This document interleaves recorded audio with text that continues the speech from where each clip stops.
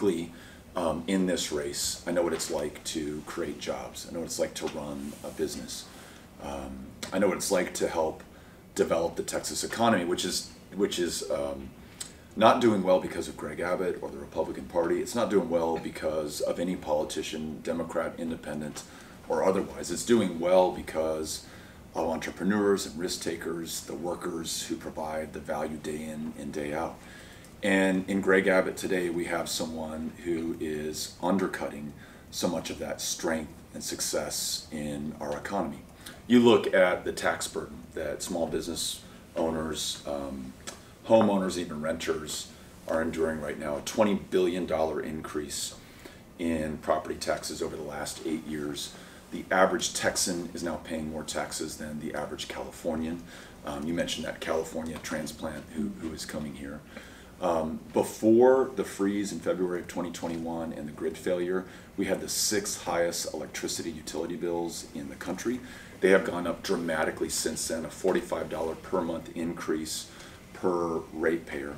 Toyota in San Antonio canceled the 3rd shift because it is drawing too much power from the grid. And as you know, there were 3 conservation notices this summer where homeowners and small businesses were asked to move their thermostats up close to 80 degrees, a clear indication that the grid, which literally is fundamental to this economy, is still not fixed and is not ready for prime time. In addition, you have the most extreme abortion ban in America today. Not only does it begin at conception without exception for rape or incest, you now have members of the governor's party and the Freedom Caucus threatening to sue local employers in this community for financing the out-of-state travel for women who seek to make their own private personal health care decisions. That, in addition to the Don't Say Gay bill that is proposed this next legislative session, and what you have a combination of is extraordinary inflation, the inability to make the very basic needs of businesses sustainable, like the grid, and these culture war attacks on our fellow citizens. And it is making what really has been an extraordinary success story, again, thanks to entrepreneurs and workers and the people of Texas of both parties, and turning it into something that we might very well lose. And so I want to make sure that I address every single one of those, that we bring down prices and taxes in the state of Texas, that we end these culture wars, that we find the common ground, that we work on a bipartisan basis and make this the best state in the country in which to start a business, raise a family, or go to work. Really clear, I'm not for a corporate income tax or any income tax in the state of Texas. I think that is one of the reasons for our success and the reason that so many here in Texas have been able to successfully start and grow businesses. And as you mentioned, some have come here from other states. When it comes to property tax fairness, I'll give you an example close to home. In Tarrant County, I believe the average appraised increase for a homeowner in the last year was 50%. Walmart's was negative 6%.